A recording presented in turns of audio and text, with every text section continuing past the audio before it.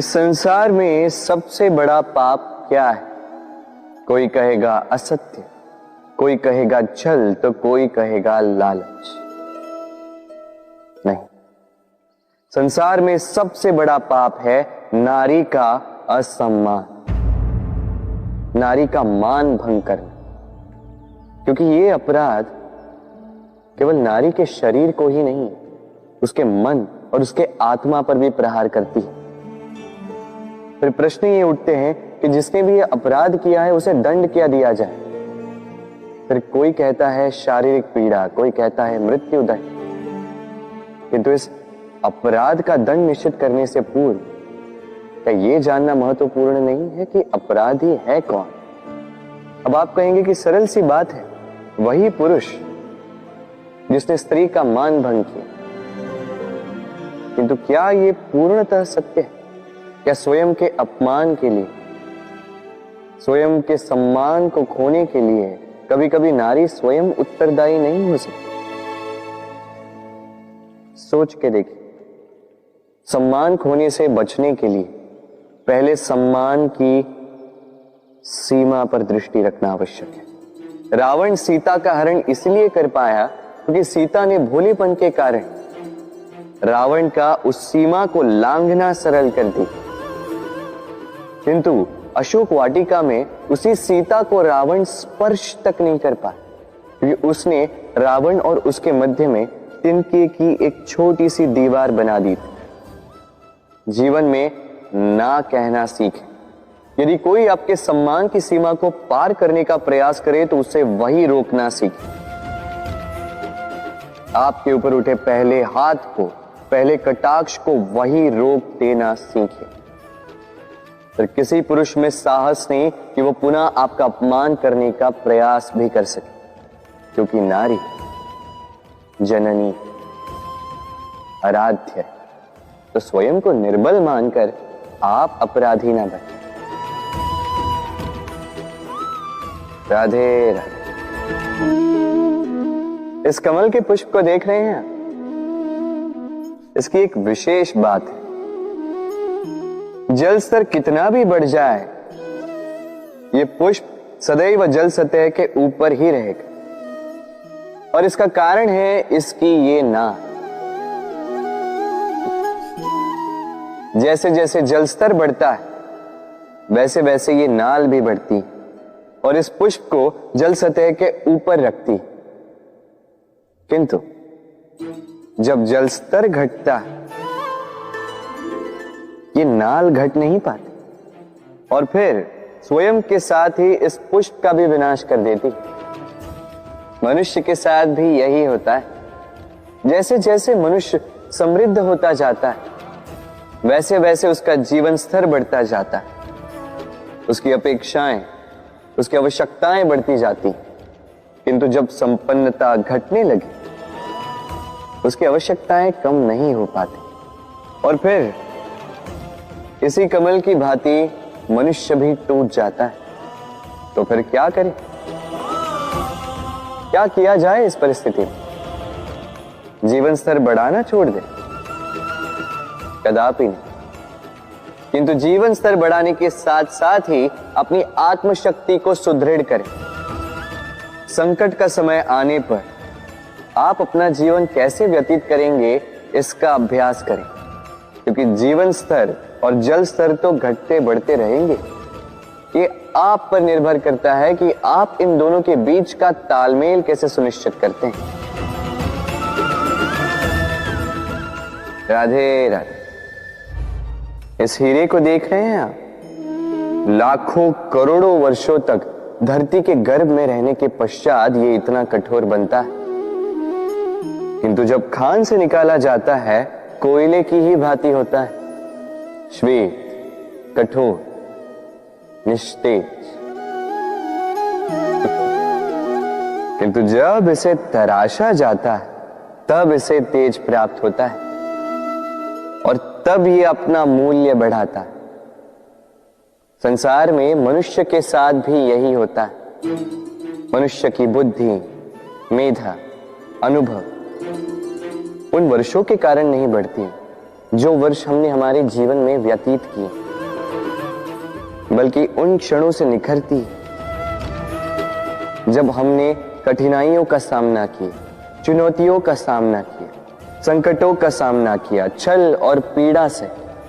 इसलिए यदि आपके जीवन में आपके सामने संकट आए, चुनौतियां आए, पीड़ा आए, तो उसे भयभीत मत होइएगा, उसका स्वागत कीजिए, क्योंकि यही परिस्थितियां आपको वो अनुभव देगी जो आपको प्रबुद्ध करे। राधे राधे। प्रकृति ने हर जीव में एक भाव भरा है ताकि वो निश्चल ना रहे, कुछ न कुछ कर्म करता रहे, और वो भाव है भूख। संसार में हर जीव, हर पशु, पक्षी, प्राणी परिश्रम करता रहता है अपनी इस भूख को मिटाने के लिए। परंतु क्या अन्य जीवों की भांति मनुष्य की भूख भी पेट तक ही सीमित रहती? तन की भूख मिटाते मिटाते कब ये भूख मन और माया की तृष्णा में बदल जाती है पता ही नहीं चलता। और अधिकतर ये तृष्णा धन संग्रहित करने तक ही रह जाती। अपना जीवन जीना छोड़कर किसके लिए ये धन संग्रहित कर रहे हैं? आने वाली पीढ़ी के लिए। बड़ी विचित्र बात। अपना जीवन जीना छोड़कर धन संग्रहित करते करते अपने जीवन का सुख भी मिटा रहे हैं और आने वाली पीढ़ी को कर्म करने से भी बाधित कर। पूत कपूत तो क्यों धन संचय, पूत सपूत तो क्यों धन संचय। अपनी संतान को संस्कार दीजिए, धन नहीं। यदि संतान संस्कारी हो तो अपना स्वयं का एक संसार बना ली। यदि असंस्कारी हो तो आपका बना बनाया संसार यूं ही नष्ट कर दे। इसलिए जीवन में यदि कुछ संचय करना है तो ज्ञान संचय कीजिए, प्रेम संचय कीजिए, और मेरे साथ प्रेम से कहिए राधे राधे। जीवन को रथ कहा जाता है, किंतु क्यों? अब आप कहेंगे कि इसलिए क्योंकि जीवन भी रथ की ही भांति चलता रहता है। किंतु कभी आपने इस रथ को समझने का प्रयास किया? रथ में आगे अश्व होते हैं और पीछे पहिए। ये अश्व आपके कर्म और ये पहिए कर्मफल। ये अश्व जहां जाते हैं, ये पहिए उसी के पीछे पीछे आते हैं।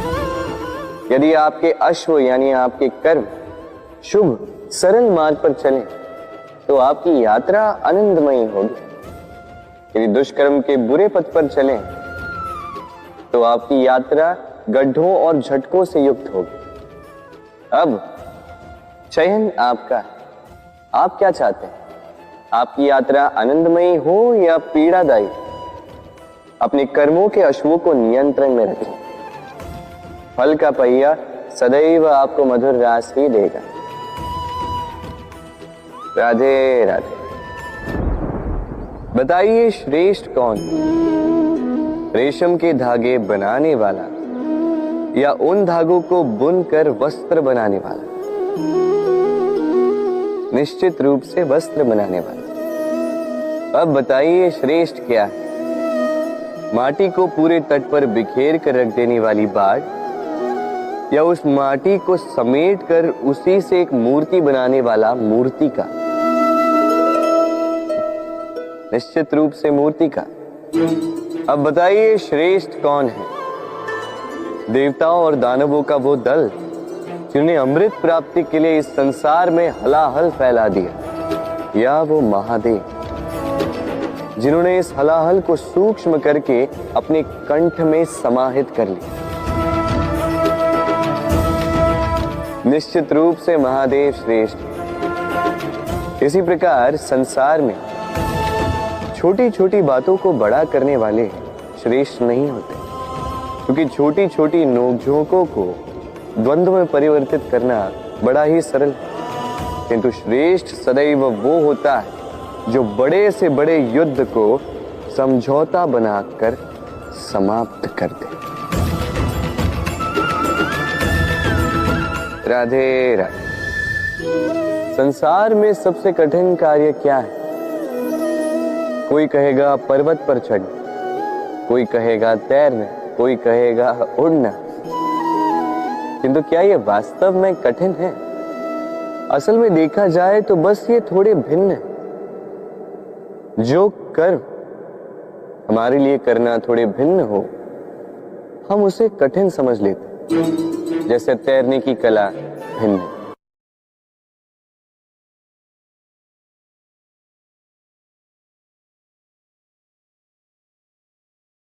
बड़े ही परिश्रम से इसे बनाती हैं, अपने शरीर के रस से इसे बुनती हैं। क्या आप इसका उद्देश्य जानते हैं? आखिर मकड़ी इन जालों में नन्ही कीटों को फंसाकर उन्हें अपना भोजन बना लेती है। और क्या आप ये बात जानते हैं कि एक दिन मकड़ी इन्हीं जालों में फंसकर मृत्यु को प्राप्त हो जाती है? बताइए क्या करते हैं आप इन जालों के साथ? दिखते ही हटा देते हैं इनका अस्तित्व, है ना? दूसरी ओर चिड़िया का घोंसला। चिड़िया भी बड़े परिश्रम से इसे बनाती है, किंतु यदि चिड़िया इसे छोड़कर चली भी जाए, उसके पश्चात भी लोग इसका विनाश नहीं करते। कारण क्या? कारण यह है कि इसका निर्माण जीवन के संचयन के लिए किया गया था, आखेट के लिए नहीं। स्मरण रखिएगा, जीवन में आपका परिश्रम कितना भी अधिक हो, यदि आपका लक्ष्य शुभ ना हो तो आपको भी विनाश पाना ही होगा। तो सृजन करते रहिए और मगन होकर कहिए राधे राधे।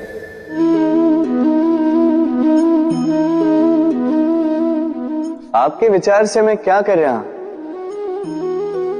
आप कहेंगे मैं दीपक जला रहा हूं। सही, किंतु प्रश्न ये उठता है कि क्या मैंने आपसे कहा कि ये दीपक है? नहीं। क्या इस दीपक ने स्वयं अपना परिचय आपको दिया? नहीं। फिर आपने कैसे जाना कि ये दीपक है?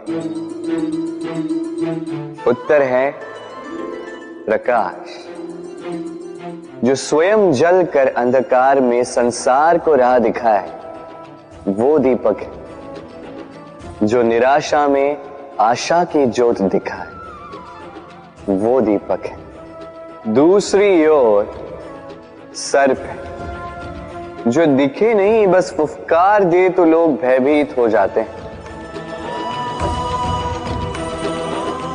अर्थात व्यक्ति का परिचय उसके कर्मों से मिलता है। इसलिए आपको यह बताने की आवश्यकता नहीं कि आप कौन हैं। ये आपके कर्म ही निश्चित करेंगे कि लोग आपसे दीपक समझकर प्रेम करेंगे या सर्प समझकर भयभीत रहेंगे। राधे राधे। समय कितना विचित्र होता है। समय हमारे साथ हो तो हम स्वयं को राजा मान लेते हैं। वही समय यदि विरुद्ध हो जाए तो रंक बनने में समय नहीं लगता। इसलिए मनुष्य की एक आदत होती है, बुरे समय के लिए कुछ बचा कर रखता है। संबंधी, मित्र बुरे समय में साथ छोड़ देते हैं। यश, मान बुरे समय में चला जाता है। तो व्यक्ति सोचता है क्यों ना धन संचय कर। धन का तो कोई मन नहीं होता जो समय आने पर बदल जाए। संसार कहता है कि धन का संचयन करते रहो, बुरे समय में काम आएगा।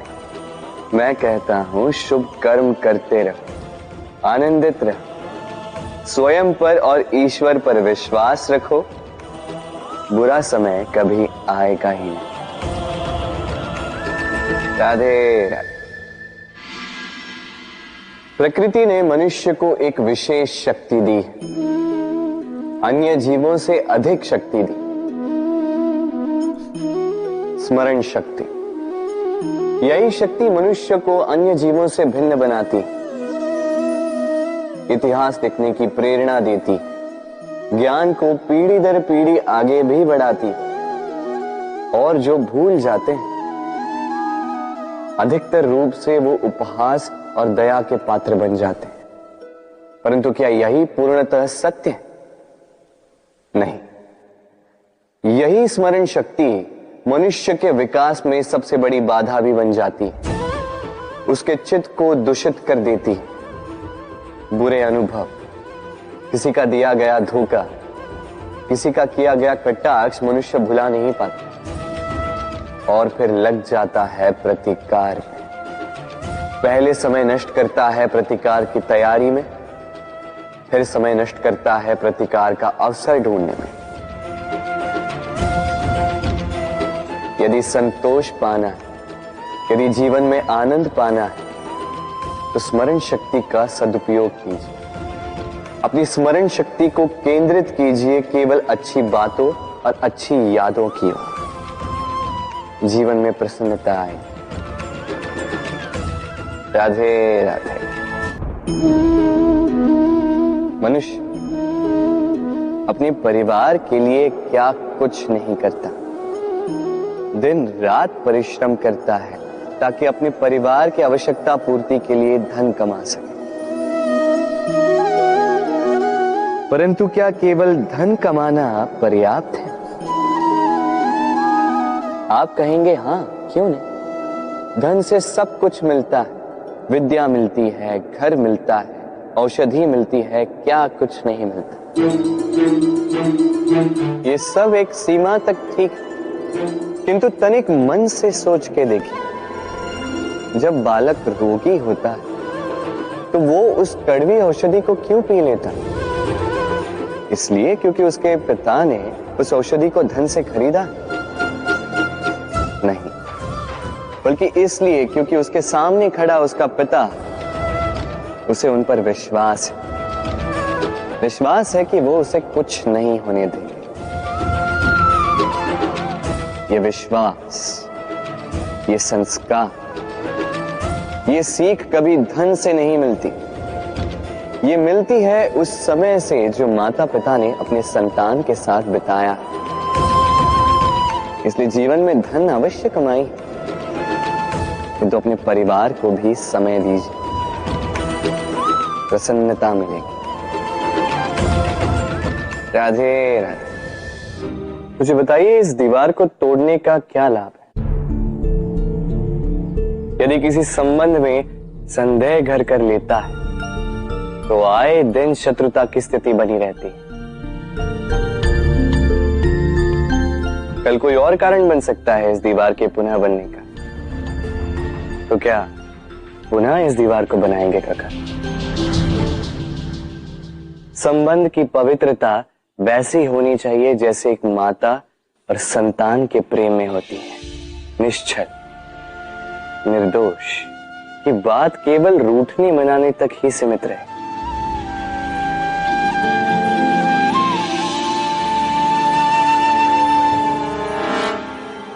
और कोई भी घुसपैठिया आकर भावों को दूषित न कर पाए। ना कोई वस्तु, ना कोई परिस्थिति, ना कोई व्यक्ति,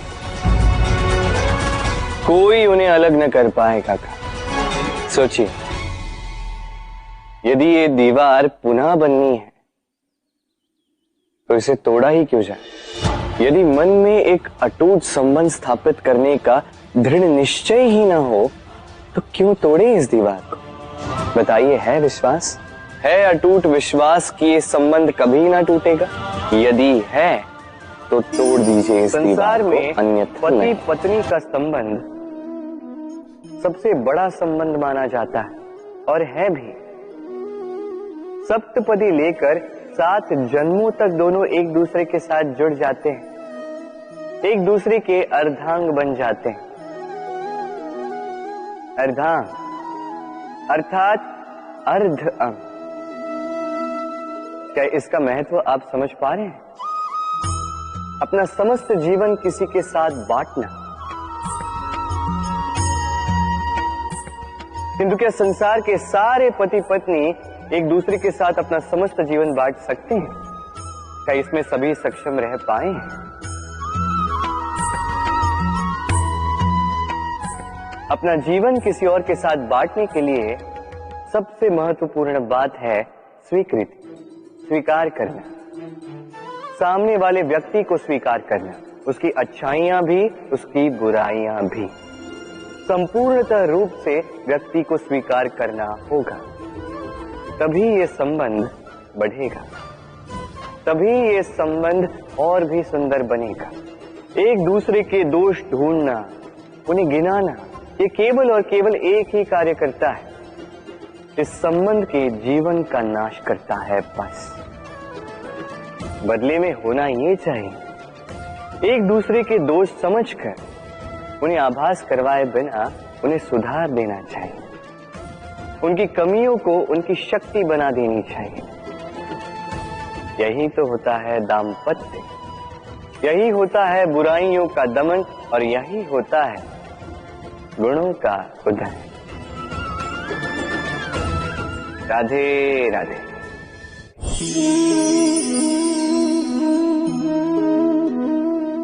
कंकड़ इतना छोटा सा कि उंगली पर आ जाए, किंतु सोचिए यदि यही कंकड़ आंख में लग जाए तो कितनी बड़ी समस्या बन जाता है। अब सोचिए ये कंकड़ आपके मार्ग में है, आप पादुकाएं पहनकर बड़ी सरलता से आगे निकल जा सकते हैं, किंतु यदि यही कंकड़ आपके पांव और पादुकाओं के बीच फंस जाए तो आप ठीक से चल नहीं पाएंगे, भले ही वो मार्ग पुष्पों से भरा क्यों ना हो। अर्थात आप बाहर की समस्याओं से, उन चुनौतियों से लड़ सकते हैं, भीतर की नहीं। भीतर की समस्याओं से लड़ना अत्यंत कठिन होता है, इसलिए सर्वप्रथम आप भीतर से शक्तिशाली हो जाइए, भीतर से पूर्ण हो जाइए, फिर आप इस संसार के समस्त समस्याओं और चुनौतियों से लड़ सकते हैं, आप विजयी हो सकते हैं। राधे राधे। प्रेम, ये प्रेम इस संसार में किसे नहीं भाता, हर किसी ने प्रेम का अनुभव किया ही, हर कोई जानता है ये प्रेम कितना सुंदर है, क्यों ना? ये प्रेम भाव इस संसार में सबसे शक्तिशाली भाव। अब हर शक्ति के साथ आते हैं कुछ उत्तरदायित्व। अब जैसे ही ये उत्तरदायित्व हमारे जीवन में आते हैं, हम सर्वप्रथम प्रेम को भूल जाते हैं, फिर हमें ये प्रेम, ये बोझ लगने लगता है। किंतु इस संसार का सत्य तो यही, हर प्रसन्नता के साथ उत्तरदायित्व आएंगे जिसका पालन हमें करना ही होगा। अब यदि मैं आपको उदाहरण दूं, आपके बगीचे में आप चाहते हैं कि एक सुंदर सा पुष्पों से भरा हुआ वृक्ष आए, तो सर्वप्रथम उसके लिए आपको जल और धूप का आयोजन करना होगा, उसके जड़ों पर दीमक ना लगे ये आपको सुनिश्चित करना होगा, उसके आसपास उगी खरपतवार वो आपको हटानी होगी, उसी के पश्चात तो आपके उस बगीचे में वो सुंदर पुष्पों से भरा वृक्ष आएगा। क्यों? इसी प्रकार होता है प्रेम भी। सर्वप्रथम आपको इसमें समर्पण का खाद जल डालना होगा, अविश्वास और संदेह, इसकी खरपतवार आपको हटानी होगी, और विश्वास की ये जड़ें कभी ना दुर्बल पड़े ये आपको सुनिश्चित करना होगा। उसी के पश्चात प्रेम का वास्तविक सुख आप अनुभव कर पाएंगे। राधे राधे। प्रेम, प्रेम क्या है सभी जानते हैं।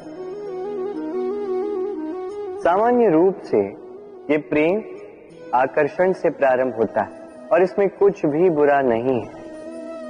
महत्वपूर्ण बात यह है कि इस प्रेम का लक्ष्य क्या है, जिससे आपने प्रेम किया उसे पा लेना या ना पाने के कारण स्वयं को विचलित कर इस संसार से मुख मोड़ लेना। यदि कोई इन दोनों विकल्पों में से कोई एक चुनता है तो आपको बता दो, ये दोनों ही प्रेम का अंत है। प्रेम का असली अर्थ है समर्पण, संपूर्ण निस्वार्थ समर्पण। ऐसा प्रेम जिसमें जिनसे आपने प्रेम किया उसको पाने की प्रसन्नता आपका लक्ष्य नहीं, जिनसे आपने प्रेम किया उसे प्रसन्न करना आपका लक्ष्य हो। ये प्रेम ईश्वर है, किंतु यदि इस प्रेम में पूर्णतः समर्पित नहीं होंगे तो इस प्रेम में एक आकार नहीं हो पाओगे। किंतु यदि इस प्रेम में स्वयं को पूर्णतः समर्पित कर दिया तो समझो इसी प्रेम में आप ईश्वर पाओगे। राधे राधे। सम्मान, संबंध दोनों एक दूसरे के साथ ऐसे जुड़े हैं जैसे दीपक और बाती। ना कोई कम है ना कोई अधिक, दोनों का अधिकार समान होना चाहिए। जैसे पति पत्नी का संबंध। अब इसमें पति का अर्थ स्वामी नहीं, साथी। उसका कर्तव्य है साथ देना, आदेश देना नहीं। और ये संबंध सहकार से बनता है, अधिकार से नहीं। हाथ बढ़ाने से बढ़ता है, उंगली उठाने से नहीं।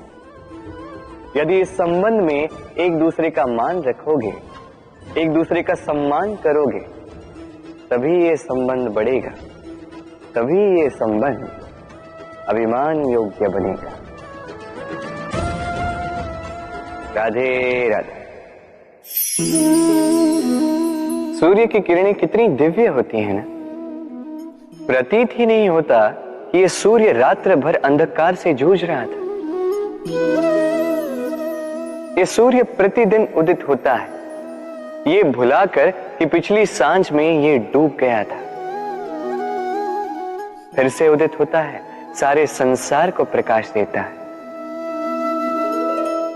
यही अंतर है हम में और सूर्य में। सूर्य बीती को बिसार कर आगे बढ़ता है, हम प्रतिदिन भोर में उठते हैं, वही पुरानी बातों को साथ लेकर चलते हैं, उसी कड़वाहट में स्वयं को लपेट लेते हैं।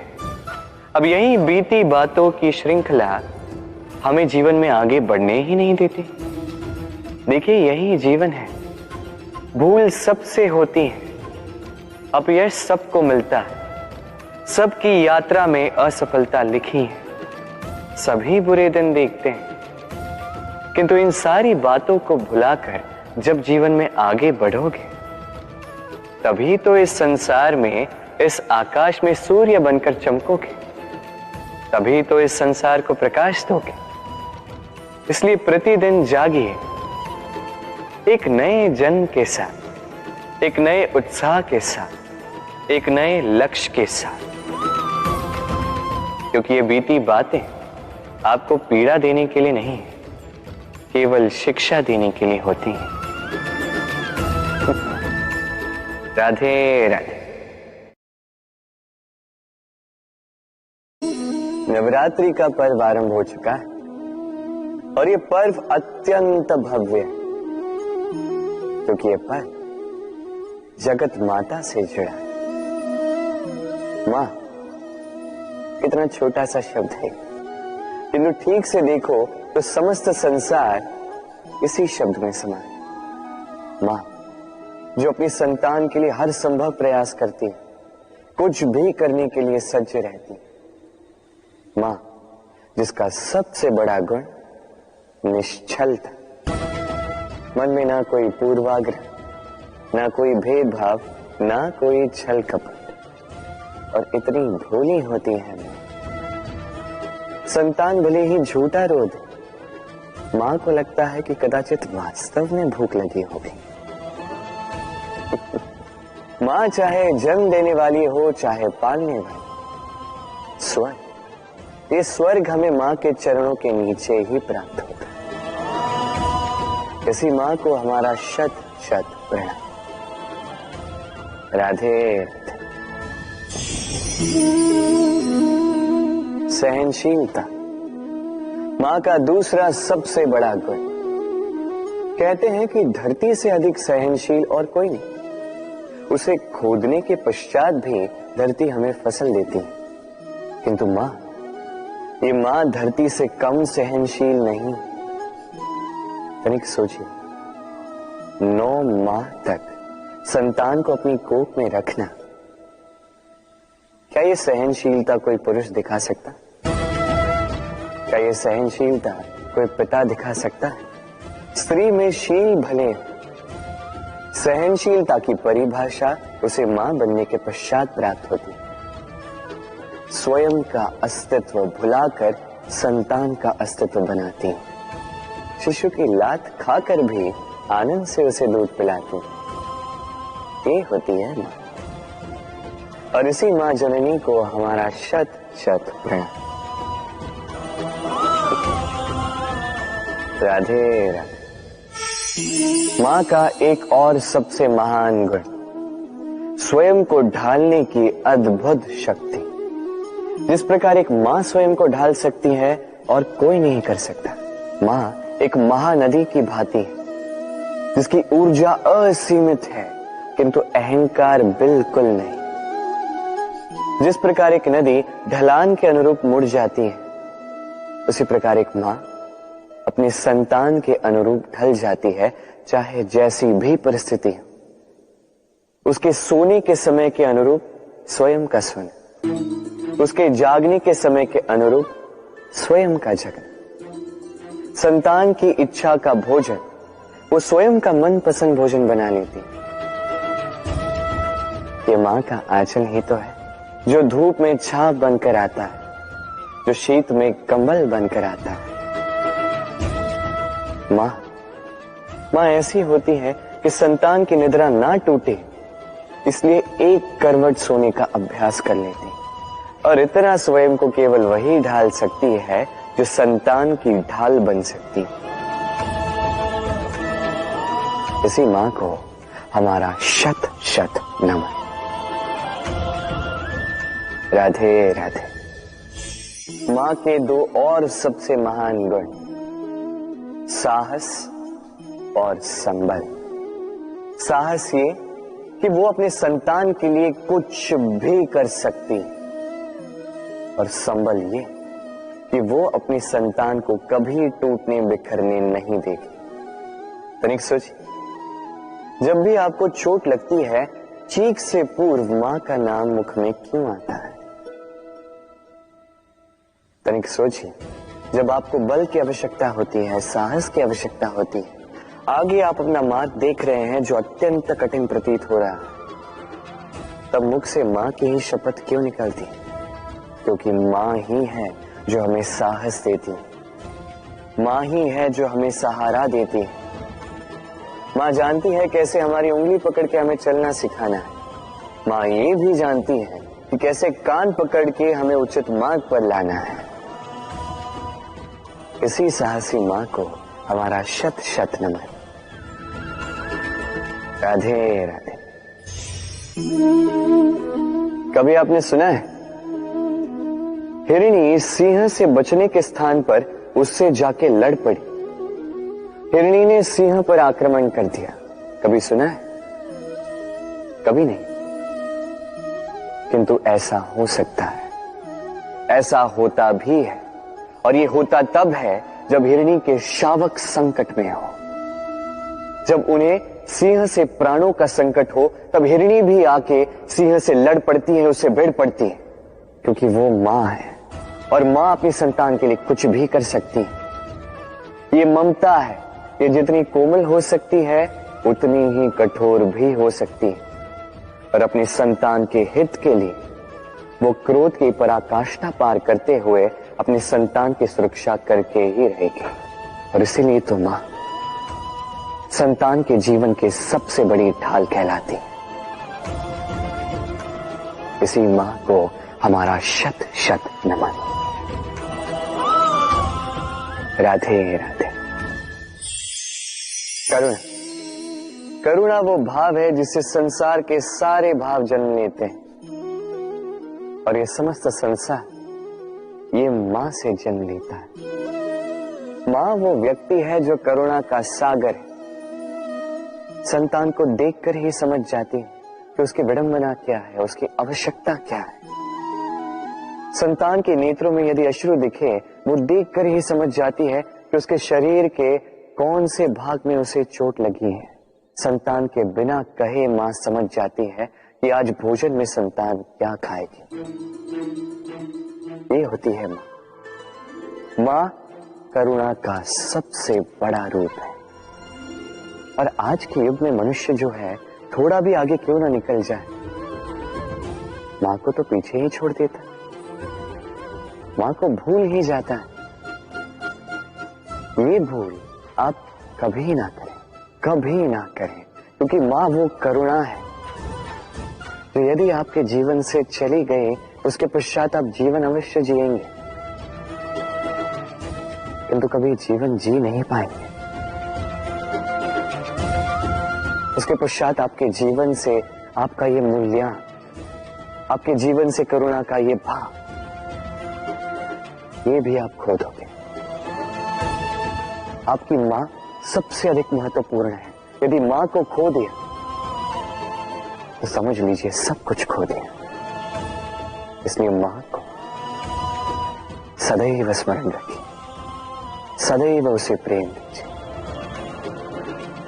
और मेरे साथ कहें राधे राधे।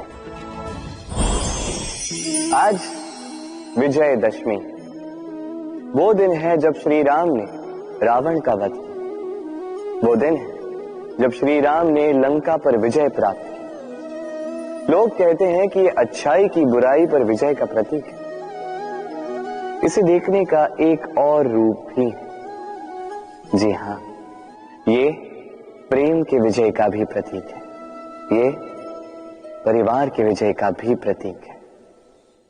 आपको तो ज्ञात होगा ही कि रावण महाज्ञानी था, महाशक्तिशाली था, महादेव का परम भक्त था रावण। अब जो व्यक्ति कैलाश पर्वत उठा सकता था, वो व्यक्ति स्वयं एक कटे हुए वृक्ष की भांति श्री राम के चरणों में गिरा हुआ था। क्यों?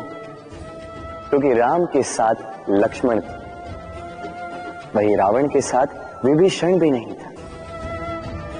एक और परिवार में बढ़ता प्रेम था, तो दूसरी ओर परिवार में बढ़ती दरार।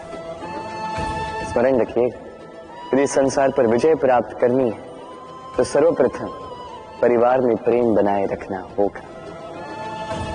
परिवार में केवल प्रेम बढ़ाइए, द्वेष कभी नहीं। आप सदैव सुखी रहेंगे और जीवन की हर बाधा पर आप विजय प्राप्त करेंगे। राधे राधे। देखिए, कल जो आने वाला है उसके लिए आज को व्यर्थ करना अनुचित है। हमें इस प्रकृति से यही सोच, यही सीख पानी चाहिए। आज का ये क्षण ये कल नहीं आएगा, और कल जो क्षण आने वाला है वो आज को किसी भी प्रकार से प्रभावित नहीं करता। बस इसी सीख को ध्यान में रखते हुए आप सभी निश्चिंत रहिए। जीवन क्या है? ये जीवन हम जन्म लेते हैं, बड़े होते हैं, हमारे माँ बाप हमें पालते हैं, फिर उनके धन से हमारा बालपन बीतता, फिर हम बड़े होते हैं, हम विवाह कर लेते हैं, हमारी संतानें होती हैं, हम उनको पालते हैं, फिर हम वृद्ध हो जाते हैं और एक दिन इस संसार से चले जाते हैं। क्या यही जीवन है? आता होगा ये प्रश्न मन में कई बार, है ना? अब तनिक जल की यात्रा देखिए। सागर से भाप बनकर उठता है, मेघ बनकर बरसता है, फिर नदी बनकर पुनः सागर में समावेश करता है। तो कभी ये प्रश्न नहीं करता कि उसका जीवन क्या है, उसका उद्देश्य क्या है। हर भाव जीता है और दूसरों के लिए जितना बन सके देता जाता। जब सागर में होता है तो असंख्य जल जीवों को जीवन देता है। जब सागर से भाप बनकर मेघ बनता है तो किसानों को आशा देता है कि फसल पुनः उपजेगी। जब वर्षा बनकर बरसता है तो इस सूखी प्यासी धरा को सींचता है। और जब नदी में होता है तो किनारों पर वनस्पतियों को जन्म देता है। तो सोचिए, क्या जल कभी ये सोचता होगा कि उसका जीवन क्या है, उसके जीवन का उद्देश्य क्या है? नहीं, वो बस अपना धर्म करता जाता और जितना हो सके सबको आनंद देता जाता। इसलिए जीवन में कभी ये प्रश्न मत कीजिएगा कि ये जीवन क्या है, इस जीवन का उद्देश्य क्या है। बस इस जीवन को जिए और जितना हो सके उतना सबको आनंद दे। मन प्रसन्न होकर बोलेगा राधे राधे। कभी वर्षा के कारण बने कीचड़ से होकर आप अपने घर गए? पादुका पहनने के कारण आप उस कीचड़ से तो बच जाते, किंतु उन पादुकाओं द्वारा उड़ने वाली कीचड़ की बूंदें आपके वस्त्रों को मैला कर ही देती।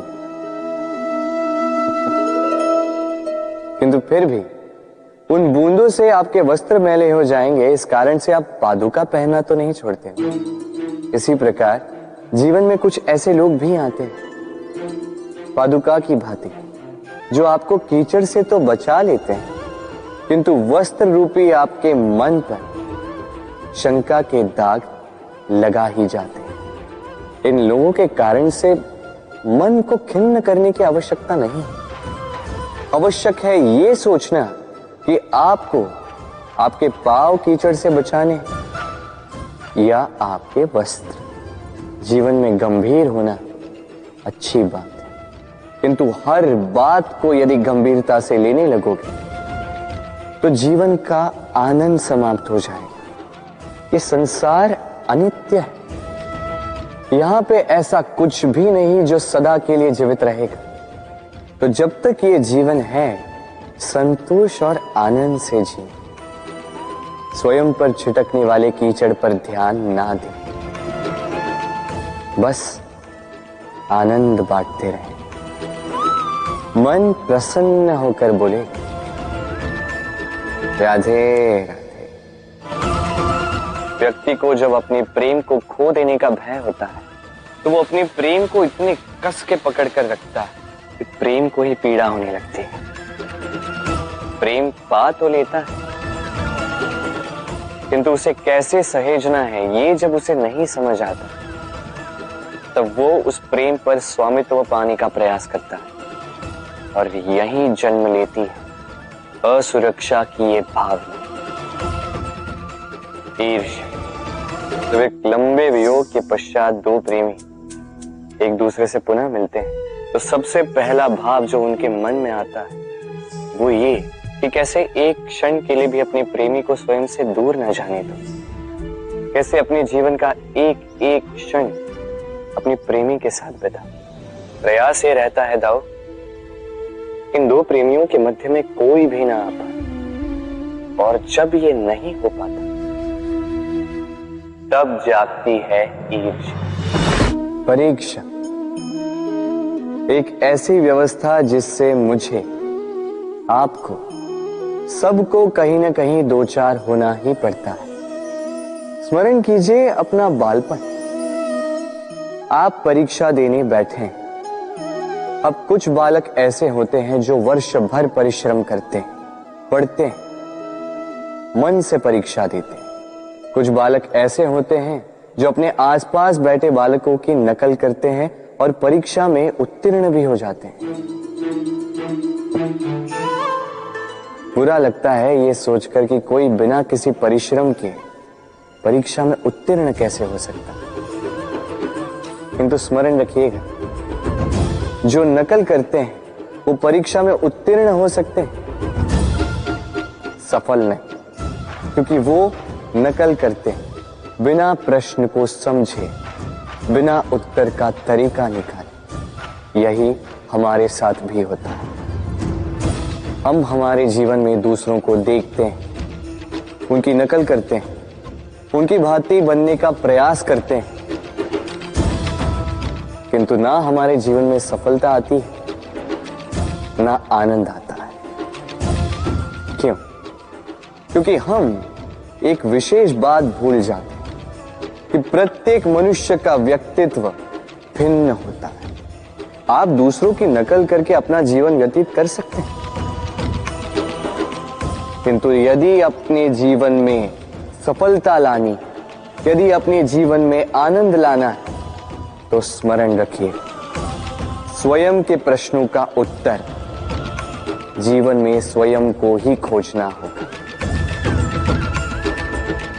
राधे राधे। मनुष्य को जब सफलता मिलती है, तब उसमें जागता है अहंकार, और ऐसे में मनुष्य अक्सर एक बात भूल जाता है, झुकना। सोचता है कि मैं किसी के समक्ष क्यों झुकूं? और ऐसा इसलिए होता है क्योंकि मनुष्य एक महत्वपूर्ण बात भूल जाता है कि संसार में, इस जीवन में उसने जो भी प्राप्त किया है, झुककर प्राप्त किया। बालपन में चलना सीखा तो इस धरा पर झुककर, गिरकर। बड़ों का आशीष लिया तो झुककर। किसान को फसल काटने के लिए झुकना पड़ता, कुएं से पानी निकालने के लिए पात्र को झुकना पड़ता है। भगवान से आशीर्वाद प्राप्त करने के लिए उनके समक्ष झुकना पड़ता है। आंधियों में वृक्ष सुरक्षित कैसे रहते? झुककर। सम्मान कैसे पाया जाता है? झुककर। किसी के समक्ष झुकने का अर्थ स्वयं का आत्मसम्मान खो देना नहीं होता। उसका अर्थ होता है विनम्रता। हम मनुष्य हैं, और इस आकाश की ऊंचाइयों तक पहुंचने के लिए हमें किसी पक्षी की भांति पंखों की आवश्यकता नहीं। बस जितना झुकेंगे उतना ही ऊपर उठेंगे। राधे राधे। आप इस संसार में ऐसे कई लोगों को जानते होंगे जिन्हें आप स्वार्थी मानते हैं, जो आवश्यकता पड़ने पर ही आपको स्मरण करते हैं, अन्यथा वर्षों तक कहीं दिखाई भी नहीं देते। किंतु जैसे ही उनकी आपके सहायता की आवश्यकता पड़ती है, हाथ जोड़कर आपके सामने सज्ज रहते। बड़ा क्रोध आता है ना इनको, मन खिन्न हो जाता है, मन से ये स्वर निकलता है कि इस व्यक्ति की सहायता न करें। किंतु ऐसा कभी मत कीजिए। आप सोचेंगे क्यों कह रहा हूं मैं ऐसा? स्मरण रखिएगा, दीपक का स्मरण व्यक्ति केवल तभी करता है जब अंधकार गहरा हो जाता है। उसे स्वार्थी मानकर स्वयं व्याकुल ना हो, स्वयं को दीपक मानकर आनंदित हो। भाग्यवान समझिए खुद को कि किसी को आवश्यकता पड़ने पर आपकी याद आए कि आप इस संसार में किसी की सहायता करने योग्य हैं। इस जीवन में किसी के स्वार्थी होने से स्वयं का दृष्टिकोण न बदले। बस ये दृष्टि रखिए,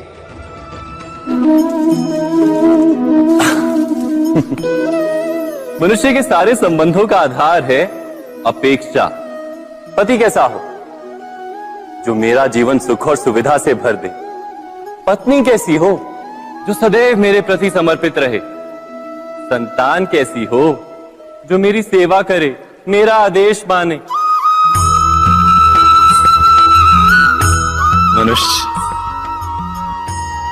मनुष्य उसी को प्रेम भी कर पाता है जो उसकी अपेक्षा पूर्ण करता है। और अपेक्षा की तो नियति है भंग होना। कैसे? क्योंकि अपेक्षा मनुष्य के मस्तिष्क में जन्म लेती है। कोई अन्य व्यक्ति उसकी अपेक्षाओं के बारे में जान ही नहीं पाता।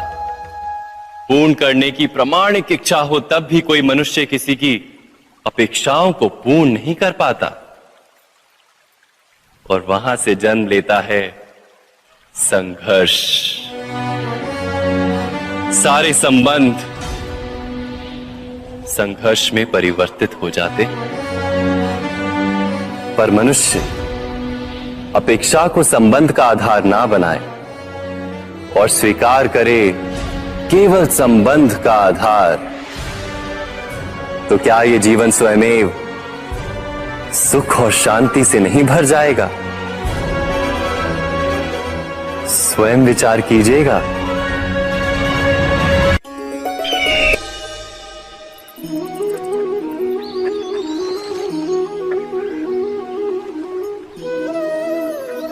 समय के आरंभ से ही मनुष्य को एक प्रश्न सदा पीड़ा देता है कि वो अपने संबंधों में अधिकतम सुख और कम से कम दुख किस प्रकार प्राप्त कर सकता है। क्या आपके सारे संबंधों ने आपको संपूर्ण संतोष दिया है? विचार कीजिए। हमारा जीवन संबंधों पर आधारित है।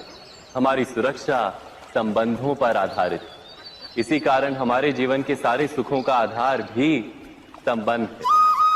किंतु फिर भी हमें संबंधों में ही अधिकतर दुख क्यों प्राप्त होते हैं?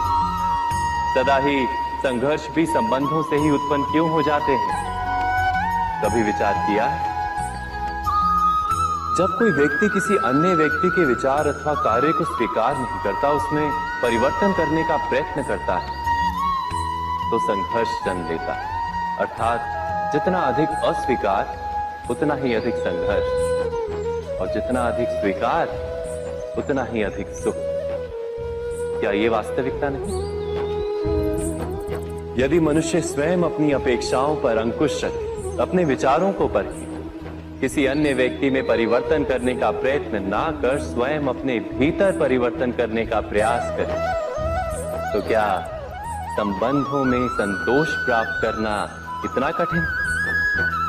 अर्थात क्या स्वीकार ही संबंध का वास्तविक अर्थ नहीं?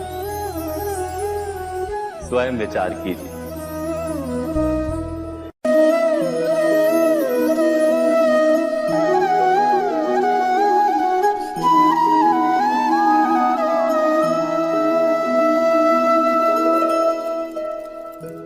जब किसी व्यक्ति को किसी घटना में अन्याय का अनुभव होता है, तो वो घटना उसके अंतर को झकझोर देती।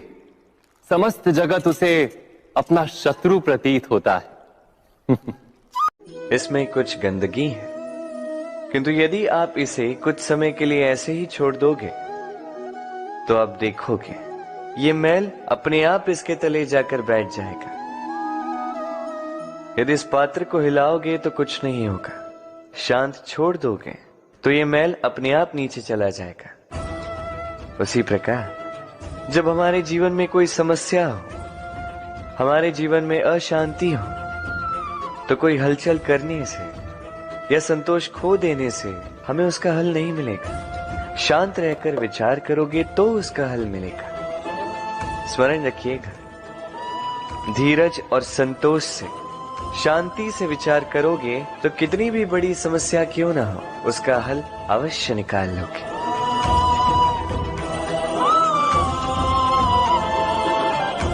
क्योंकि अशांति का सुझाव शांति ही है। राधे राधे। समय, कहते हैं समय से पूर्व कुछ नहीं होता। हर बात का एक समय होता है। समय से पूर्व न सूर्योदय होता है, न सूर्यास्त होता है। समय से पूर्व पौधों में न पुष्प खिलते हैं न फल। किंतु एक बात सोचिए, यदि वर्षा आने से पूर्व किसान भूमि न जोते, वो बीज ही ना पिरोए, तो क्या फसल उगेगी? यदि योद्धा युद्ध से पूर्व अपने शस्त्र ही ना परखे तो वो युद्ध कैसे लड़ेगा? इसका अर्थ ये, समय आपका जब आना है तब अवश्य आएगा, किंतु तब तक ये महत्वपूर्ण है कि आप स्वयं को उसके लिए सज्ज रखें, क्योंकि ये अवसर, ये शब्द बोलने में जितना छोटा है, ये आता भी उतने छोटे समय के लिए है और फिर निकल जाता है। अब यदि अवसर आपके हाथ आ जाए और यदि आप उसके लिए सज्ज ही ना हो तो आपको सफलता कैसे मिलेगी? तो आप उचित समय की प्रतीक्षा कीजिए, उस अवसर की प्रतीक्षा कीजिए, किंतु तब तक निरंतर प्रयासों से स्वयं को और सक्षम बनाते रहिए, क्योंकि सफलता आपकी प्रतीक्षा कर रही है। बस उसके लिए सज्ज रहिए। राधे राधे। वाणी मनुष्य को मिली सबसे अद्भुत भेंट। ये वाणी है जो मनुष्य को संसार में सारे अन्य जीवों से भिन्न बनाती है, संसार में सबसे ऊपर ले जाती है। इसी वाणी के कारण हम एक दूसरे से संवाद साध सकते हैं। मैं अपनी मन की भावनाएं किसी से व्यक्त कर सकता हूं, कोई और उसके मन की भावनाएं मुझसे व्यक्त कर सकता है। ये वाणी ही हमारी सबसे बड़ी ढाल भी है। अब देखिए ना, आपने देखा होगा किसी की वाणी मीठी होती है तो लोग उससे प्रेम करते हैं, उसे अपना मित्र बनाते हैं। वहीं किसी की वाणी यदि कड़वी होगी तो लोग उससे घृणा करते हैं, उसे अपना शत्रु मान लेते हैं। ये वाणी ही है जो भाषा बनकर हमारा इतिहास लिखती है। किंतु क्या हम सच में वाणी के विषय में इतना सोचते हैं जितना हमें सोचना चाहिए? सोचिए, मनुष्य को बोलना सीखने में कितना समय लगता है। कुछ बालक 1.5 वर्ष की आयु में सीख जाते हैं, कुछ 2 वर्ष, कुछ 3। अब मनुष्य 1.5 वर्ष की आयु में बोलना सीख तो जाता है, पर क्या बोलना है ये जीवन भर सीख नहीं पाता। इस पे ध्यान केंद्रित कीजिए, समझने का प्रयास कीजिए कि बोलना क्या है। अपनी वाणी शुभ रखिए, अपनी वाणी मीठी रखिए और इसी मिठास के साथ मेरे साथ आकर कहिए, राधे राधे। हम में से कई लोग अक्सर स्वयं को अकर्मण्य मान लेते हैं। सोचते हैं अब तक इतने प्रयास किए, कुछ नहीं मिला, कदाचित आगे भी कुछ नहीं मिलेगा, और इसीलिए अपने जीवन का सारा बोझ किसी और के कंधे पर डाल देते हैं, स्वयं पर विश्वास ही खो देते हैं। क्यों नहीं समझ पाते ये बात कि जब तक पांव में कांटा नहीं चुभेगा व्यक्ति को ज्ञात कैसे होगा कि आगे नीचे देखकर चलना होगा। सूर्य को स्वयं जलना पड़ता है ताकि दूसरों को प्रकाश दे सके। रात्रि के अंधकार से लड़ने के लिए चंद्रमा को आकाश में अकेले चलना पड़ता है। नदी अपनी यात्रा कैसे बनाती है, अपना मार्ग कैसे बनाती है? इन चट्टानों से लड़कर बनाती है।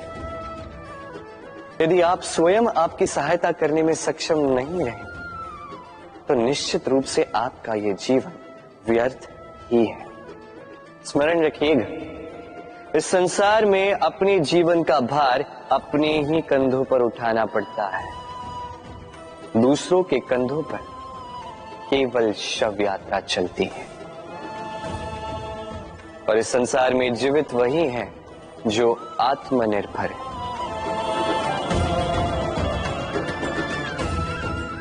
राधे राधे। कभी आपने किसी कुंभकार को देखा है एक पात्र बनाते हुए? पहले गीली मिट्टी रोनता है, फिर उसे मथता है, फिर उसे चाक पर चढ़ाकर एक उचित आकार देता है। यदि आकार ठीक ना हो तो उसे तुरंत ही ठीक कर देता है, क्योंकि उसे ज्ञात है। एक बार इसे आग पर रख दिया गया, एक बार इसे पका दिया गया, फिर उसके पश्चात उसका आकार नहीं बदला जा सकता। यहां पे छिपी है एक सीख। सारे माता पिताओं के लिए यहां एक सीख है। माता पिता ऐसे ही तो होते हैं। उन्हें अपनी संतान को समय के अनुसार श्रेष्ठ संस्कार देने चाहिए। माता पिता को कभी उनका विधाता नहीं बनना चाहिए, किंतु हर समय सदैव प्रयास कीजिए कि उन्हें उचित दिशा दिखा पाओ। कभी कोमलता से, कभी प्रेम से, तो कभी कठोरता से उसके जीवन को, उसके व्यक्तित्व को आकार देने का प्रयास करना चाहिए। क्योंकि जिस प्रकार एक बार पकने के पश्चात उस पात्र का आकार नहीं बदला जा सकता, उसी प्रकार आयु बढ़ने के पश्चात संतान के संस्कार नहीं बदले जा सकते। स्मरण रखिए। राधे राधे। ईश्वर ने बेलों को खड़े रहने की शक्ति नहीं दी, ईश्वर ने यह शक्ति दी वृक्ष को। इसलिए बेलें वृक्ष का सहारा लेके खड़ी रहती, उसी पर फलती। अब ये बेलें दो प्रकार की होती, एक वो जो इस वृक्ष पर खिलती है, पुष्प गाती है, स्वयं भी सुंदर दिखती है, वृक्ष को भी सुंदर बनाती। दूसरी वो जो वृक्ष को पूर्णतः सुखा देती, उसकी प्राण शक्ति उससे सोख लेती और अंत में स्वयं भी मुरझा जाती। स्मरण रखिए, यदि कोई व्यक्ति सदैव आपके साथ खड़ा रहा, सदैव आपका संबल बनकर रहा, सदैव उसने आपकी सहायता की, और यदि आप उसके साथ छल करोगे तो आपका पतन निश्चित है। ऐसा कभी ना करें। सदैव ऐसे लोगों को प्रेम दे, सम्मान दे और मेरे साथ आनंद से कहें राधे राधे। आइए इस पौधे से मिलिए।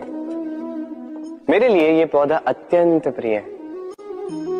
मैं इस पौधे से बहुत प्रेम करता हूं। अब सोचिए, यदि इसी प्रेम में मैं इसे दिन में 6 बार जल दूं, तो क्या इसका विकास और अच्छे से होगा? क्या वो इसके लिए शुभ होगा? कदापि नहीं। इसकी जड़ें गल जाएंगी, इसकी जड़ों में जो जल सोखने की शक्ति है वो समाप्त हो जाएगी। तो आवश्यक क्या है?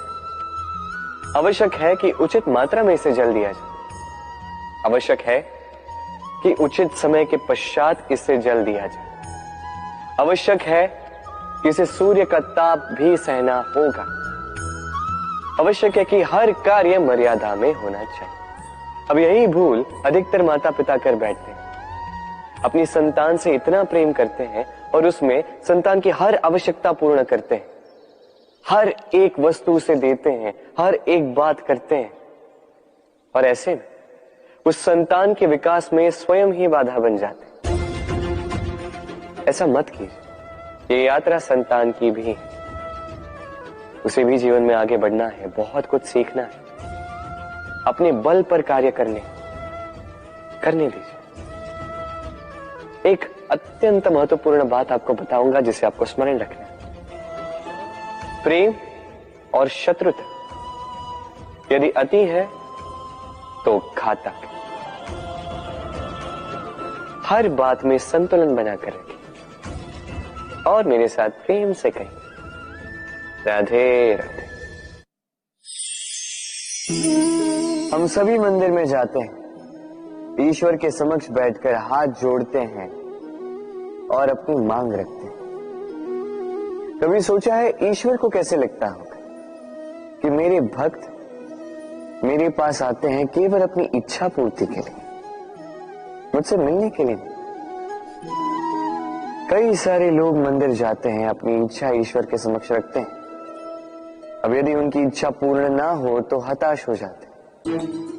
अब से जब भी आप मंदिर जाओ, ईश्वर के समक्ष बैठो, हाथ जोड़ो और कहो धन्यवाद। धन्यवाद ईश्वर, आपने मुझे जो कुछ भी दिया है उसमें मैं प्रसन्न हूं। बस मुझे मार्गदर्शन दे कि कैसे मैं अपने कर्मों से, स्वयं अपने कर्मों से वो सभी प्राप्त कर सकूं जो मैं पाना चाहता हूं। ईश्वर से केवल मांगने जाओगे तो ईश्वर के समक्ष स्वयं को बहुत ही छोटा पाओगे। किंतु यदि स्वयं कर्म करके ईश्वर को धन्यवाद कहने जाओगे तो सही अर्थ से आपको ईश्वर मिल जाएंगे। राधे राधे। अद्भुत बात है ना, हमें सदैव हमारे नाम से बुलाया जाता है, नाम से हमारी पहचान है। ये नाम ही है जो इतिहास में स्थान बनाने में हमारी सहायता करता है। नाम बनाने के लिए व्यक्ति क्या कुछ नहीं करता, नाम पर कलंक न लग जाए इसके लिए क्या क्या प्रयास नहीं करता। अपने जो कुछ भी पाए, धन, संपत्ति, सुख, ये सब कुछ नाम के समक्ष छोटा है। नाम सबसे ऊपर रह जाता है। ये नामकरण संस्कार सदैव हमारे लिए अत्यंत महत्वपूर्ण होता है। अब आपको क्या लगता है मैं किस नाम की बात कर रहा हूं? वो नाम जो हमने जन्म से पाए? नहीं, मैं उस नाम की बात कर रहा हूं जो हमने हमारे कर्मों से अर्जित की। जो जन्म से प्राप्त हुआ वो मृत्यु के साथ चला जाएगा। ये तो जो नाम कर्मों से प्राप्त होता है वो हमें अमर करता है। माता पिता से हमें जन्म मिला, जन्म से मिले संबंधी, समाज से मिले मित्र, प्रकृति से मिला भोजन। यदि कुछ ऐसा है जो हमने स्वयं पाया तो वो है हमारे कर्मों का फल। वो है वो नाम जो हमने कर्मों से अर्जित किया। इसलिए सदैव श्रेष्ठ कर्म कीजिए और मेरे साथ प्रेम से कहिए राधे राधे। मनुष्य भी कितना विचित्र प्राणी है, सदैव संघर्ष करता है, सदैव प्रयास करता है कि वही सबसे बड़ा बने, प्रयास करता है कि उसके समक्ष सबके शीश झुके हुए और उसके लिए सबसे पहले शक्ति प्राप्त करने का प्रयास करता है। शक्ति प्राप्त कर भी लेते हैं और उसके भय से सबको अपने समक्ष झुकाते हैं, किंतु एक महत्वपूर्ण बात भूल जाते हैं, समझ ही नहीं पाते। चलो मैं आपको उदाहरण देता हूं। कभी आपने किसी वृक्ष को देखा होगा, उसकी डालियां देखी होंगी जो फल के बोझ के कारण झुक जाती है। वो फल टूटता है, पुनः ऊपर जाती है, फिर एक और फल देती है, वो टूटता है, पुनः ऊपर जाती है, सदैव झुकी हुई नहीं। कभी कभी चलते चलते आपने देखा होगा, कभी आपका पांव किसी पौधे पर पड़ जाए तो पौधा दब जाता है, किंतु जैसे ही पांव हटाओ पौधा पुनः खड़ा हो जाता है।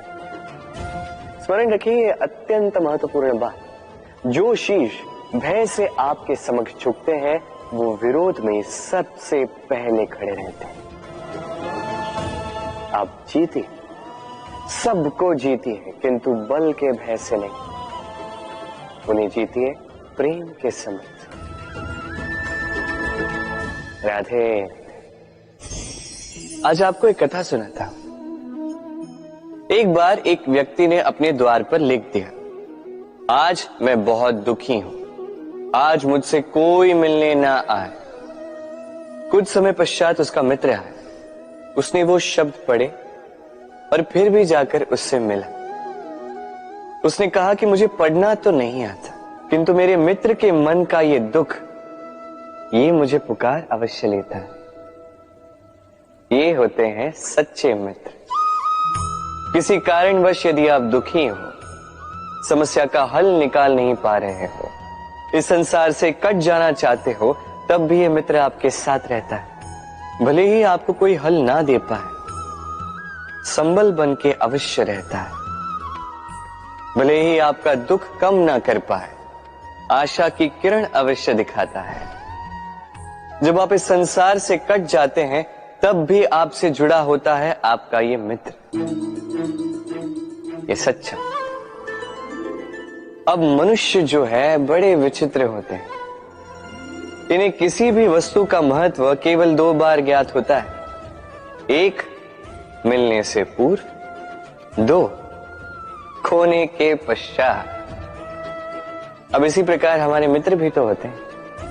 यदि आज आपके मित्र आपके साथ हैं तो उन्हें आभार व्यक्त करें, उन्हें प्रसन्न रखें, उनका महत्व समझें।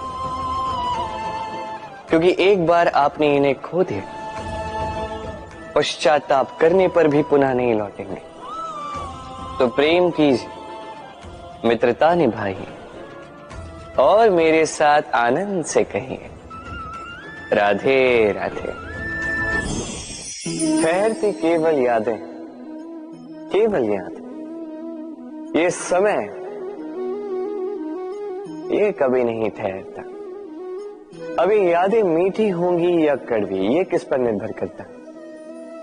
आपके कर्मफल के चयन पर। यदि आप इस जीवन को समझना चाहते हैं, अपनी हुई भूलों से कुछ सीखना चाहते हैं, तो पीछे देखिए।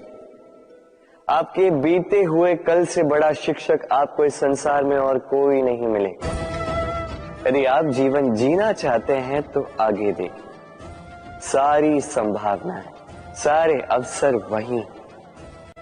यदि आप स्वयं को सुधारना चाहते हैं, स्वयं की भूलों को सुधारना चाहते हैं, कुछ महान करना चाहते हैं, तो आने वाले समय से अधिक श्रेष्ठ क्षेत्र और कोई नहीं। स्मरण रखिए, आप चाहे जितने भी प्रयास कर ले कि आपसे कोई भूल ना हो, आपसे कोई ना कोई भूल अवश्य हो। ऐसे में उन भूलों से पछताइए अवश्य, उनसे सीखिए भी, किंतु उन भूलों को सुधारना कभी ना भूल। आपकी कल की ये भूल भविष्य का एक सुनहरा फूल बन सकती। राधे। संसार में हर स्थान पर ये व्यापार व्याप्त होता है। कुछ पाने के लिए कुछ देना होता है, लाभ पाने के लिए निवेश करना होता है। यदि किसी के भाव जानने हो तो स्वयं की भावनाओं को व्याय करना ही होता है। अब देखिए ना, किसी का वास्तविक आचरण जानना हो तो उसे स्वतंत्रता दे दो। यदि किसी के मन की शुद्धता जाननी हो तो उसे ऋण दे दो। यदि किसी के गुण जानने हो तो उसके साथ भोजन करने का समय दे दो। यदि किसी का धैर्य जानना हो तो उसे उसके प्रिय कार्य करने से मना करके देखो। यदि किसी की अच्छाई जाननी है तो उससे सलाह ले लो। हर भाव के बदले कोई भाव देना ही होगा, किंतु संसार में एकमात्र ऐसा एक भाव है जिसे देखने के लिए, जिसे पाने के लिए बदले में आपको वही भाव देना होगा, और ये भाव है प्रेम। यदि किसी का प्रेम देखना है तो उसे निस्वार्थ प्रेम दीजिए। यदि किसी से प्रेम पाना है तो उसे निस्वार्थ पारिशुद्ध प्रेम दीजिए। राधे राधे। मनुष्य जब जन्म लेता है, जीवा उसके साथ जन्म लेती है। कुछ वर्षों पश्चात दांत आ जाते हैं। वृद्धावस्था में ये दांत साथ छोड़कर चले जाते हैं, किंतु जीवा फिर भी साथ देती। कारण दांत कठोर होते हैं, वहीं जीवा कोमल होती है। इसी प्रकार यदि आप लंबे समय तक अपने अस्तित्व को बना के रखना चाहते हैं तो जीवा की भांति कोमल और लचीले बन जाए, ताकि जैसी भी परिस्थिति आपके समक्ष आए, चाहे उतार आए चाहे चढ़ाव, चाहे दुख आए चाहे सुख, चाहे हानि हो चाहे लाभ, आपका अस्तित्व कभी ना टूटे। कठोर होने पर आपके टूटने बिखरने की संभावनाएं अधिक हो जाती। जो भी समस्या हो, दुख हो चाहे सुख हो, कोमलता से साहस के साथ उसका सामना कीजिए। राधे राधे। हमें कहीं भी पहुंचने के लिए एक माध्यम की आवश्यकता होती। अब कुछ इस माध्यम को मार्ग कहते हैं, कुछ पथ कहते हैं, तो कुछ कहते हैं सड़क। मनुष्य सदैव अपने लक्ष्य तक पहुंचने के लिए इसी मार्ग की खोज में रहता है, किंतु मनुष्य एक बात समझ नहीं पाता कि इस मार्ग में आगे बढ़ने के लिए इस मार्ग को पीछे ढकेलना भी आवश्यक है। यदि ये करने की क्षमता आप में नहीं है तो आपका मार्ग कभी आपको लक्ष्य तक नहीं पहुंचा सकता। दूसरी बात, यदि निरंतर प्रयास आप कर सकते हैं, यदि ये क्षमता आप में है तो आप जब चाहे जहां चाहे अपना मार्ग स्वयं बना सकते हैं। राधे राधे।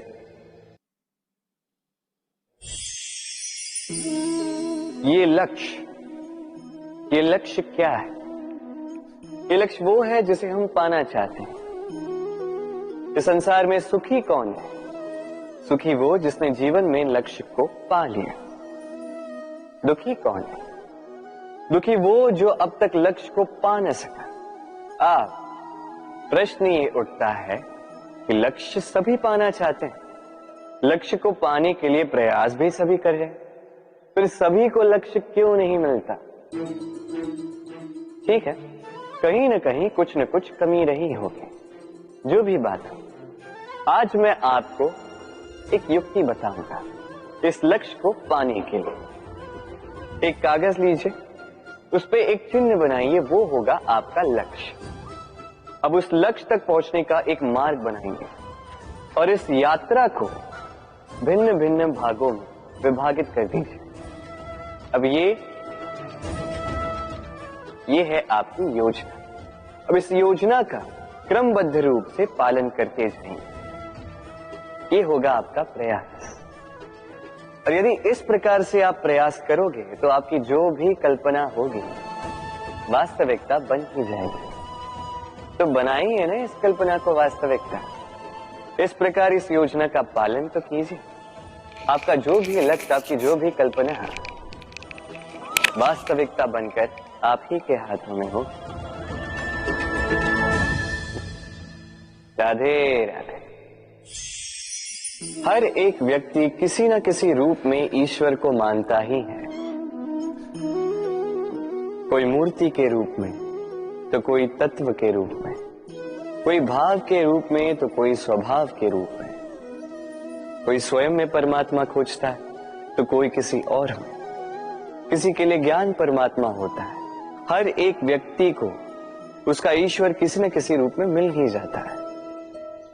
किंतु एक बात बताओ, ईश्वर ने पहले अपना एक स्वरूप आपके लिए संसार में भेज दिया है और वो स्वरूप है आपकी माता, आपकी माँ।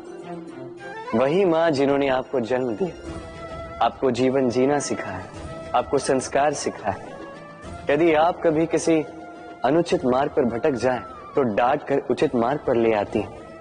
यदि आप इस संसार में असफल हो जाएं तो अपनी आंचल की गर्माहट से आपको वो ऊर्जा पुनः देती है। वो सारे कार्य करती है ये माँ जो ईश्वर करते हैं। इसलिए स्मरण रखिएगा, यदि इस संसार में आपके लिए सबसे पहला ईश्वर कोई है तो वो स्वयं आपकी माँ है। हर प्रतिमा में भले ही ईश्वर ना, किंतु हर माँ में ईश्वर अवश्य होते हैं। राधे राधे। कभी आपने देखा होगा, दीपक तले अंधकार होता है। जो दीपक संसार को प्रकाश देता है उसी के भीतर अंधकार। अब कई सारे लोग इस बात का अर्थ कुछ इस प्रकार लेते हैं कि व्यक्ति स्वयं की समस्याएं तो सुलझा नहीं पाता और संसार को जाके उपदेश देता है। किंतु इसे देखने का एक और दृष्टिकोण भी है, और वो ये कि स्वयं जलकर इस संसार को प्रकाश केवल वही दे सकता है जिसका आधार शीतलता हो। इस संसार का मार्गदर्शन केवल वही कर सकता है, इस संसार को दिशा केवल वही दिखा सकता है जिसके भीतर संतोष और धैर्य की शीत हो। अब देखिए, ये अत्यंत महत्वपूर्ण बात है। ये विवेक तभी काम करता है जब मन शांत होगा, जब मन शीतल होगा।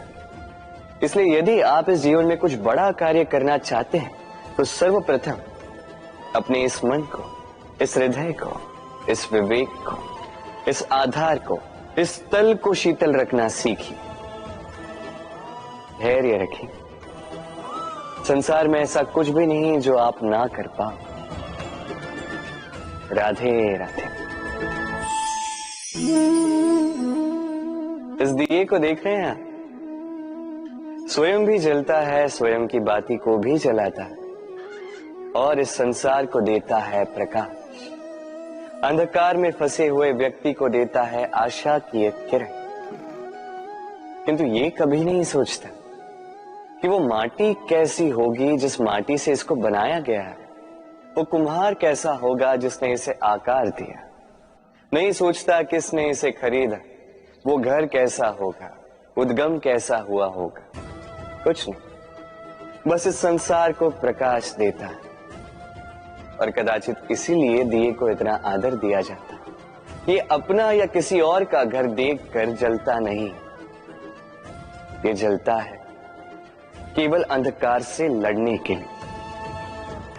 तो आप भी अपना व्यवहार इस दिए की भांति बना लीजिए। अपनी ये पहचान बिसरा कर निस्वार्थ कर्म कीजिए और अपनी एक नई, एक बड़ी, एक अद्भुत पहचान बनाइए। राधे राधे। उपहार का कोई मोल नहीं होता, किंतु उपहार देने वाला उसका हृदय, उसके हृदय की शुद्धता, उसके हृदय में जो प्रेम,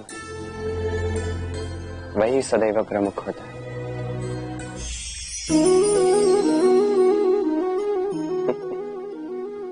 समय, ये समय न व्यक्ति है, न जीव, न वस्तु, फिर भी जीवित रहता है। ये समय ना तो जल है, न अग्नि, न वायु, किंतु हमारे जीवन का आधार है।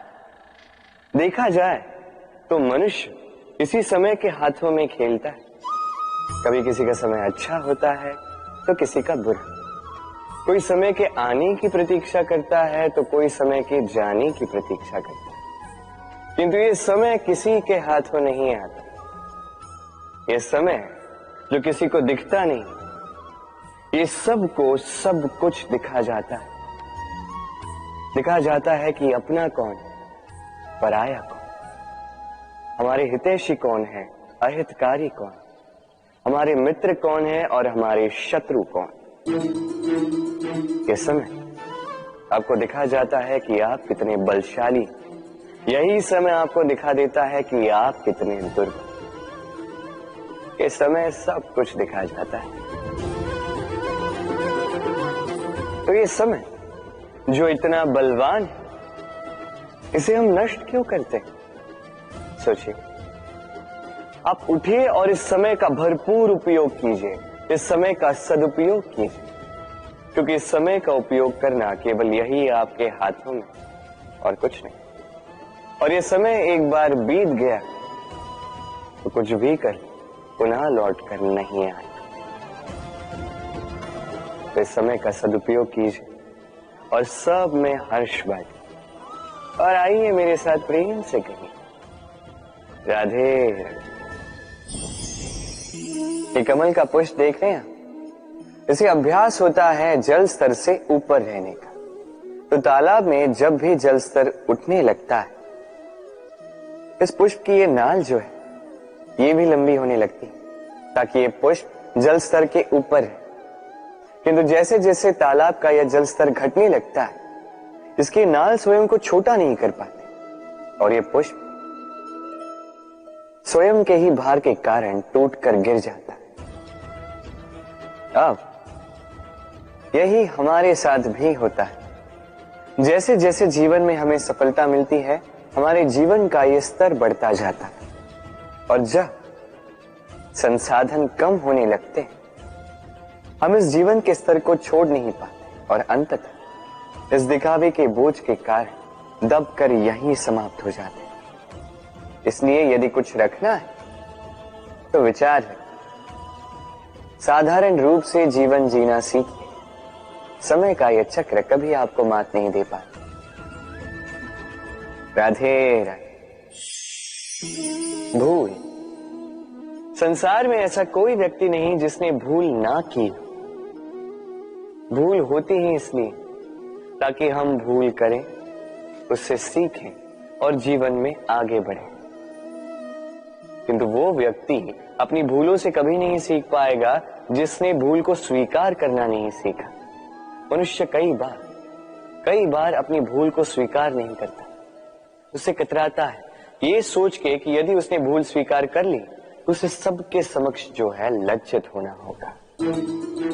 वो जानता है कि उसने कहीं ना कहीं भूल की है, किंतु उसका ये दम ये उसे स्वीकार ही नहीं करने देता।